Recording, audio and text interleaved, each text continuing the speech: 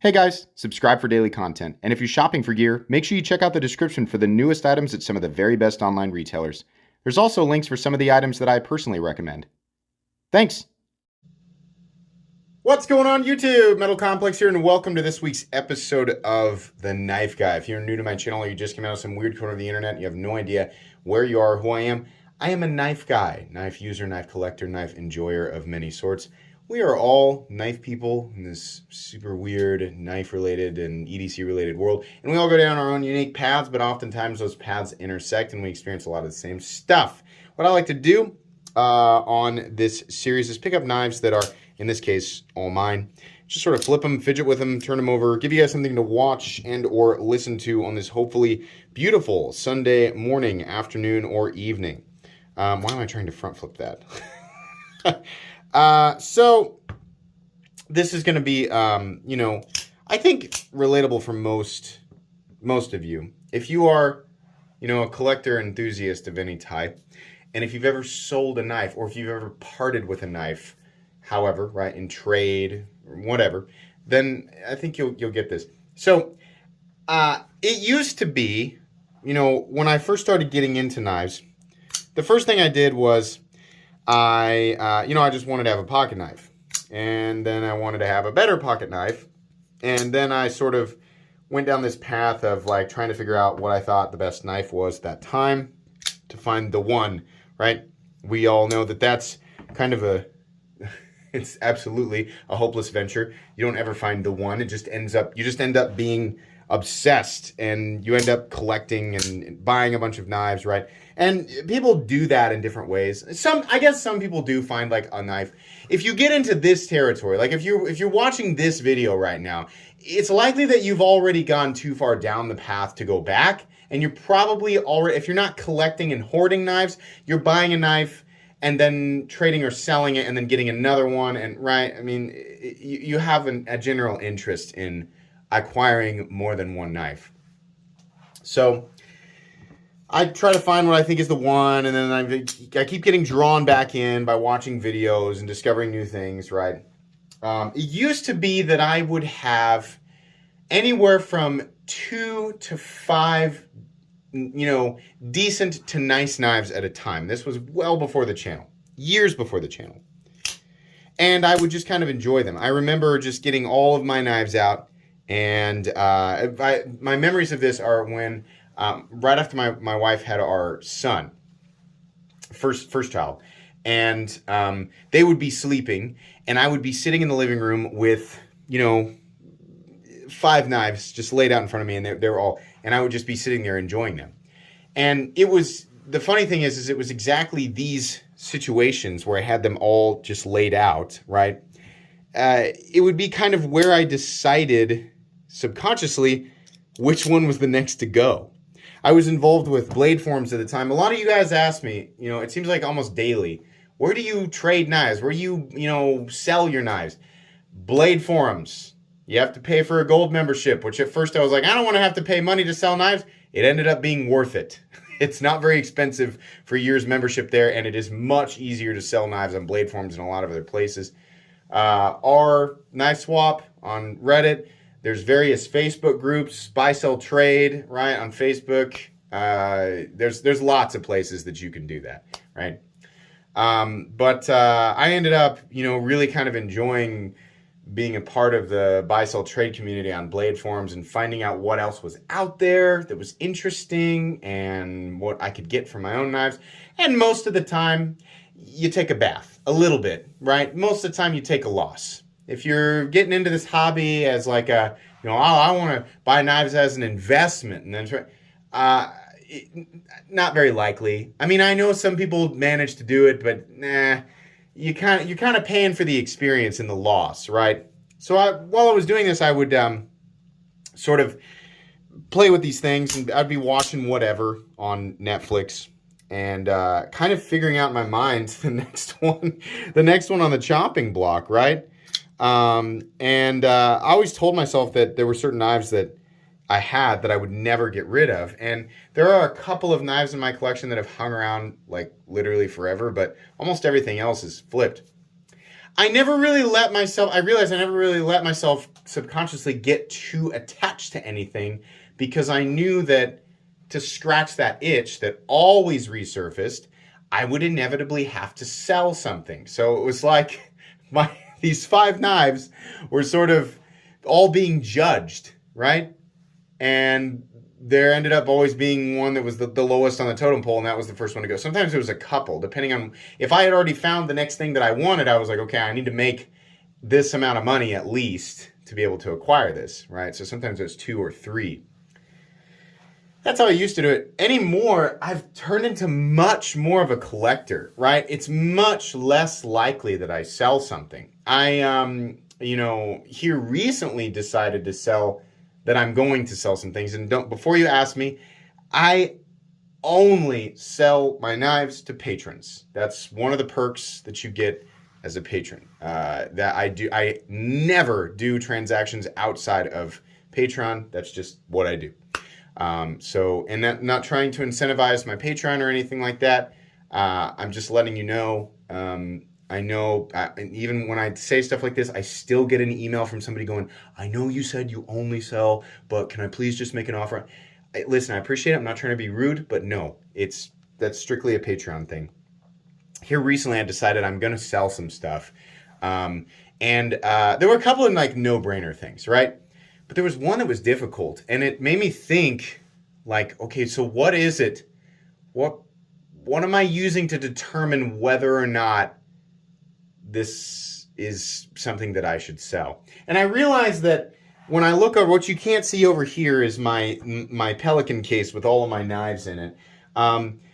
Every knife has a slot, and when I look at these, it's like each one of them, no, not every single one of them, but most of them have this like permanent, like that is something I want to keep in my collection because it brings this unique element to my collection that I've come to enjoy.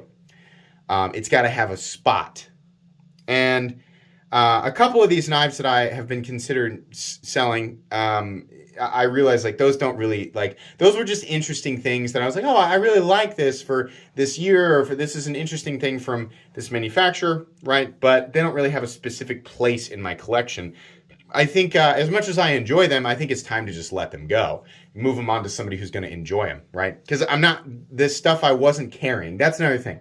If it doesn't have a specific sort of enthusiast spark associated with it, right? If it's like a non-user, and I'm not carrying it, then there's no reason to keep it, right?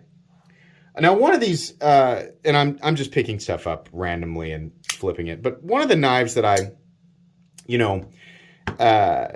was thinking about, one of the more valuable ones, the idea was to start carrying it. And I was like, yeah, like that'll make perfect sense. I'll just start carrying it now. And I did for 2 days. And I thought, I'm not really feeling anything with this knife. It's like, if I've got all this money in it and there's no enthusiast element, there's no collector element in it, and there's no desire for me to carry it. I'm not getting anything out of carrying it. So why do I have it? But it was difficult, and I think it was because it was a more expensive knife. It was more difficult for me to decide, like, that I wanted to sell it. It's weird, transitioning into the moment where you're like, it's time to let something go. For some people, it's not that difficult. Like, past me had a way less difficult time with it than current me. There's definitely stuff that comes in, like, if you guys are wondering, like, what do you do with that stuff that manufacturers send you for free, right? Well, as you know, first off, if you didn't know, yes, sometimes I get free stuff. It's not from the viewers. 99% of the content on this channel is actually their loaners sent from viewers, and those knives go back to viewers, right? I know people are like, he says this all the time. I have to, because I always get somebody who's just like, real rotten about it, and they don't understand. Yeah, those go back to viewers. Some stuff that's sent to me for free by manufacturers, I get to keep that stuff. A free knife is not enough to buy a positive review on this channel. I know it sounds like, it might be difficult to, make a negative review. No, a free knife doesn't, it's really easy to be like, thanks for the free knife. I'm definitely still going to say what I want to say, right? Because there's no sponsorship involved. It's actually pretty easy to do that. But what I do with that stuff, right? Most of that stuff gets given away. And if you look back on like live streams, you can see that's where I'm giving stuff away. Every now and then I like something enough and I want to keep it, right? Like this Wii Esprit. Wii sent me this, and I was just, initially I was like, oh, great, okay, another Ray Laconico design, right? And I was like, wow, I really like this, right? So instead of giving it away or selling it, I just kept it, right? It was the same thing with this Artisan Cutlery Arian. I just really liked it. Sometimes that happens. That kind of stuff, because it was sent by a manufacturer, that's the kind of stuff that's the easiest to go, it's time to let that go, right? But stuff that has a story associated with it, or stuff that's got more of a, I don't know, I have more of a connection with, there was some sort of build-up, right? This other knife that I've decided to sell, there was a build-up for it. I was like, ooh, the first time, I was like, ooh, that's going to be, that feeling? That's going to be hard to get. It's going to be expensive, but it's something I want. I want that, right? So that there was a process involved with it. It wasn't something that was just sent to me like, here you go, right? That kind of stuff can be difficult. So I really had to apply that, what I was talking about, where I kind of, that's the idea is I had to go carry it.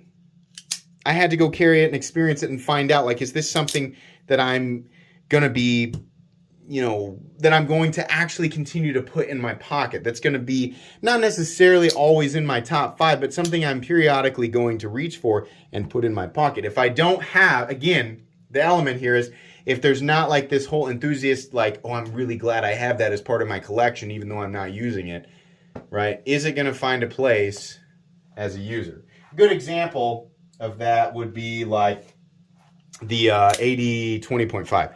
I love this knife, but not because I'm like, ooh, like it's not, that feeling is kind of reserved. Like when I'm talking about there, the whole enthusiast thing, that's kind of reserved for I know a lot of people are like, is he going to sell the 80-20, please? No, I'm not going to sell the 80-20s. Those aren't the knives, right? But that feeling, as far as like the Demko stuff, it's kind of the enthusiast part where I'm like, I'm glad I have those in my collection.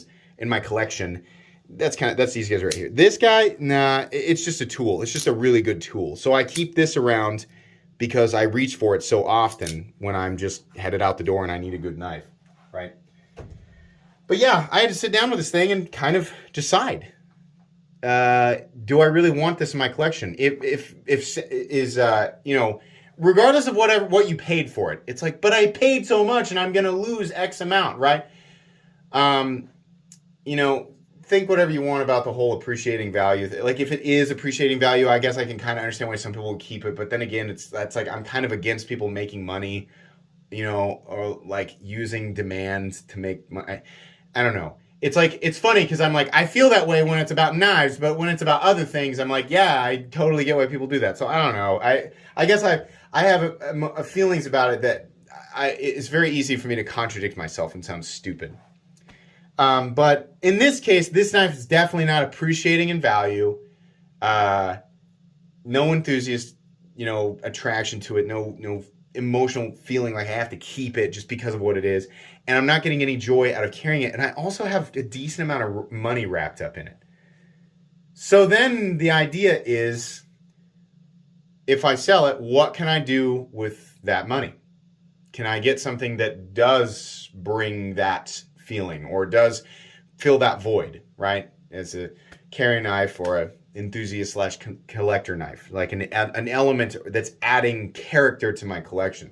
If you don't collect, this is just going to be kind of weird, right? But if you have any size of collection or you get joy out of having multiple knives in any way, shape, or form, this might make more sense to you.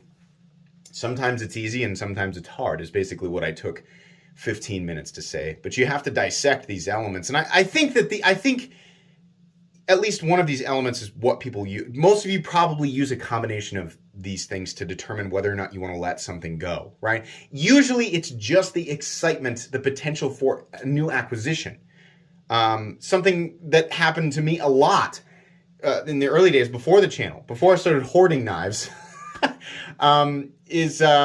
I would sell things just to have funds ready. I found so often that I was scrolling through the for sale section of blade forums, I would find things that looked awesome and were for a good price. And I'd be like, I would buy that if I had the money for it right now, but I don't. So what I started doing is selling stuff and having anywhere from 400 to 700 ready to go so that when I found that thing that I wanted, then I'd have the funds ready, right? That's a lot harder to do. That takes a little more discipline because when you have money that's ready to burn, you just have that hot itch that's like, I got money and I'm ready to buy a new knife, right? And you're excited about, having that power to get, you feel like you can do anything. You feel like you can buy whatever you want, right? And I'm not saying it has to be 400 to 700. Maybe it's $100, maybe $50, maybe it's 1,000, maybe it's 5,000, whatever it is, right? That feeling of, I've got this and I'm gonna use it on a knife because I've budgeted for that, right? That's good. But usually it was, I found what I want. I need to sell something to be able to buy it. And I'm going to take a loss. And that loss is basically that's the charge for the experience, right? So I've decided to sell this. It's been in my collection for a bit. And I'm going to use the funds to purchase something else for the channel. Well, I say for the channel. Content that will be shared with you, but if I'm being honest, I'm going to use the money to purchase something for my collection. Because at heart, I'm no different than anybody else who's watching. Somebody who collects knives so that they can feel good about having the knife, right? Anyways, I hope this was at least mildly entertaining. Thanks again to everybody for watching. Please make sure to follow me on Instagram at metal_complex. If you enjoyed this video, leave a like. If you'd like to check out my other content, I do, of course, have lots of videos of knives that are either expensive or inexpensive that I do or don't like, so check those out. And if you enjoy all my content, go ahead and click on the Metal Complex logo right there and subscribe because there's definitely more coming. Thanks again for watching, everybody, and have a great day.